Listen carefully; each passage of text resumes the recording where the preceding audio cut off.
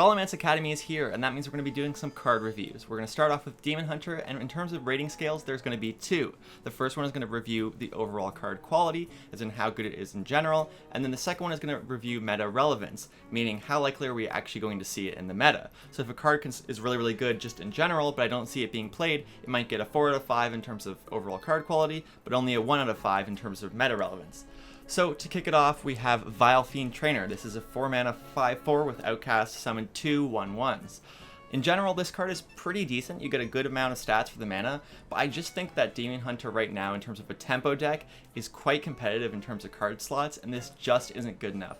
I don't really think you want to run this in tempo Demon Hunter. I don't think it's really strong enough, and for that reason, I would give it a 3 out of 5 in terms of overall card quality, but a 1 out of 5 in terms of meta relevance, because I just don't think people are going to play it. Next up, we have Blood Herald, which is going to be the first dual class card. Moving forward, all dual class cards will be evaluated by class separately. So for example, we're doing a Demon Hunter evaluation, so we're only looking at how good this card is in Demon Hunter, and the ratings will reflect that. With all that in mind, this card is pretty bad. In order for it to be good, you'd probably want it to be like a 5-mana 7/7 or 8/8 even, because a 5-mana 5/5 just wouldn't be good enough. And it starts as a 5-mana 1/1, and it only gets buffed while it's in your hand, so it's just not going to get to a point where it's quite good and worth putting in your deck until like many cards have died, and that's just not worth waiting around for. So this card is a 1 for overall card quality and a 1 for meta relevance. No one's going to play this. Moving on to Double Jump. Double Jump is a 1-mana card that says draw an Outcast card from your deck. This card is very good for a couple reasons. Normally a 1-mana draw 1 isn't super great because it costs you a whole card and it's not really enough value. However, this draws you an Outcast card and puts it on the right side of your hand. That means you can immediately play an Outcast card when you draw it if you have the mana. So for that reason, I don't think you play this on 1, but I still think it's quite a strong card because you could use it to get your Skull of Gul'dan or other Outcast cards that you need for the moment. For that reason, I think it's probably going to be a 5 out of 5 because I think we'll have at least one tier 1 Demon Hunter deck, and I'm also going to give it a 4 out of 5 in terms of overall card quality. Moving on, we have Fell Guardians. Fell Guardians is a 7-mana card that summons you 3 1/2s with Taunt, which is very similar to Force of Nature, which costs 5 mana and summons you 3 2/2s. However, unlike the 5-mana card, this card can actually be discounted as low as to 0, as it gets discounted each time one of your friendly minions dies. However, it must be in your hand for that discount to occur. I know it doesn't say that on the card, but that was confirmed. So, you know, it's tricky. It kind of is like a Corridor Creeper, except it's only for your friendly minions, and for that reason, I think it's like a 3 out of 5 in overall quality, and I could see it being slotted in somewhere, especially since you have the 2-mana weapon that kind of enables it since it summons 2 1/1s. You know, that happens pretty early. It could discount it down to 5. Now it's already pretty good. It's defensive. It has Taunt. So I'm going to give it a 3 out of 5 across both. Next up, we have Demon Companion. This is a super easy card to evaluate. The 3-mana Animal Companion was very good. This is very similar. You have a 1-mana 2/1 with Charge, which is basically a Kobold Lackey. You have a 1-mana 2/2 with Taunt, which is basically a Blazing Battle Mage with Taunt. We know that's good. And we have a 1-mana 1/2 that gives everyone else +1 attack, which is basically Raid Leader, but with 1 less attack and 2 less mana. So that's also going to be good.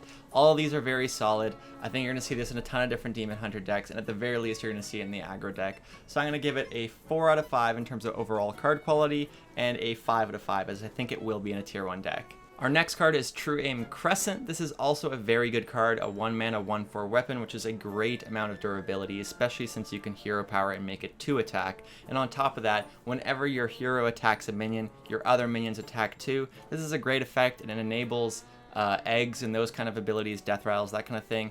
It also is good with the invulnerability card further down the line, the 3-mana 2/4. It's just quite solid. I think this is going to be run very often in Demon Hunter. It's a great way to start off the game, and it has a lot of synergy with a lot of the cards in this set. So pretty sure this is a 4 out of 5 in card quality and a 4 out of 5 at least in meta rating. Moving on, we have Ancient Voidhound. This card is terrible. It's way too slow. Its effect isn't powerful enough for 9 mana. It's a 1 for both categories. After that, we have Soulsheer Militia, or Militia, however you pronounce it. For each soul fragment in your deck, summon a 3/3 soul with Rush. Soul Fragments are these 0 mana cast when drawn cards that heal you for 2. I think this card actually is quite strong. It's a pretty good payoff. You can get a lot of stats for the mana, and most of those stats are fast. So that being said, I don't think you really want to run a lot of the Soul Fragment packages because they make Skull Gul'dan way worse, in that Skull Gul'dan discounts cards that you draw, and if it discounts a Soul Fragment, you just lose the discount entirely since they already cost 0. So I think this would actually be run in more of a control deck, and I think that control deck will be either like tier 2 or tier 3. So I would say for overall card quality, this is a 4, and the meta rating is a 3 because I think it's going to be in control or Highlander Demon Hunter, but more likely a control Demon Hunter. Moving on to Soulsheer, I think this is very similar. It's a great card, you heal a lot, it enables other cards, and I'm going to give it a 4 out of 5 in terms of overall card quality, and probably a 3 out of 5 in terms of meta rating, because I think it will be in that control Demon Hunter package, and it's pretty good. Similarly, Shard Shatter Mystic is actually quite a good payoff card. It's very similar to Duskbreaker in that it's a 3 mana 3/2 that deals 3 damage to all the other minions, so it's like a board clear and you get a body, but actually for 1 less mana, and all you need to do is destroy a Soul Fragment. And I think you already want to run these Soul Fragment cards in a control deck. So again, 4 out of 5 and 3 out of 5 for meta rating. Next up we have Soul Shard Lapidary. This is a card that I think is actually even a bit better in terms of the payoff. It's destroy a Soul Fragment in your deck and to give your hero +5 attack this turn. 5 attack is quite strong. Like a 5 mana 5/5 that deals 5 is very good. So I might even give that a 5 out of 5 in terms of overall card quality, and then the 3 out of 5 in terms of the meta relevance, as I still think it's in that control deck, but this is one of the big payoffs that you really like. Next up we have Marrow Slicer. Again, same thing. Pretty solid. This is basically a true silver champion, and true silver champion has been good for a long time. It enables other cards, and the stats are pretty decent, and 4 mana 4/2 weapon is okay. So 4 out of 5 in terms of card quality, and then 3 out of 5 in terms of meta relevance. Next up is Spirit Jailer. It's a 1 mana 1/3 demon that gives you 2 soul fragments, which is basically a 1 mana 1/3 that heals you for 4, which is very good. The demon tag helps a lot too. I think this card is great. 4 out of 5 for both. Next up we have Mage Hunter. Mage Hunter is a 3 mana 2/3 rush that whenever you attack a minion with this, silence it. I think that's a very strong effect. I think silence is a lot more rare with Spellbreaker being rotated out. However, I'm not crazy about this because it means you can't silence specific minions if you can't attack them, like if they're behind taunt. Also, you're probably going to lose the 2/3 body. However, sometimes it can be good as just a 3 mana deal 2 damage and get a body afterwards, but I'm not crazy about it. I think it's a 3 out of 5 in overall card quality and a 3 out of 5 in meta rating. I do think they'll play it, maybe in a Highlander Demon Hunter or something similar.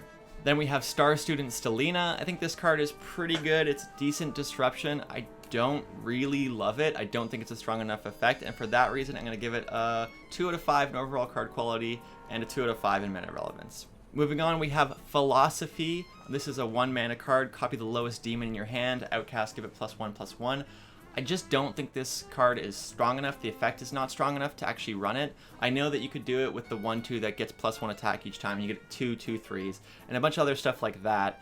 However, I just think those situations aren't as common as you might think. Yes, you can also copy bigger demons, but again, is it worth running a 1 mana card when there's a lot of other great Demon Hunter cards, and that's just a deck that has a lot of competitive card slots? I don't think so. I'm going to give this a 3 out of 5 in terms of card quality and a 1 out of 5. Actually, a 2 out of 5 because I think people will experiment with it in terms of meta relevance. Moving on, we have Glide, which is a 4 mana card that lets you shuffle your hand into your deck and draw 4 cards, and if you have it on Outcast, then your opponent must do the same thing. This is good in a variety of decks. In aggro, it's quite good because it allows you to refill, like it's 4 mana draw 4. Even if you throw away your hand, if you ran out of cards, 4 mana draw 4 is so much better than Sprint, which is 7 mana draw 4, and Nourish and those kind of things. Like 4 mana draw 4 is very good. Also, it's quite good in control because you can just see running it to draw some cards of your own. I mean, anti-control because you draw it, and then also your opponent has to throw away their big hand and get a smaller hand. But most importantly, it's very good against combo decks because they have their important combo pieces and they lose them because they had to only draw 4 cards. So for that reason, I'm going to give this a 4 for both categories. I think it's a very strong card. It'll end up seeing play. Just really solid all around. Might even be broken, so 4 might be too low. Next up we have Ace Hunter Crane, named after Hunter Ace. This is a 3 mana 2/4. Your other characters are immune while attacking. Very strong effect, specifically because it affects the face of the Demon Hunter as well. So when they attack with a weapon, they'll be immune. That's a big deal. I think this card is just good enough to see play, especially in like a Highlander variant or something similar. I'm not sold on it being amazing, so I'm going to give it a 3 out of 5. but I do think it's probably good enough to be played. I'm going to give it a 3 out of 5. Like, it depends on the deck. I think this card is good. I'm just not sure it's amazing right now. Finally, we have the last card, which is Cycle of Hatred. This is a 7 mana, deal 3 damage to all minions, and summon a 3/3 for every minion that you killed. What's good about this is it would clear a board and then give you tempo, which is often a lot better than just clearing a board. Like, you use your whole turn to not only swing the game, but also get a board yourself.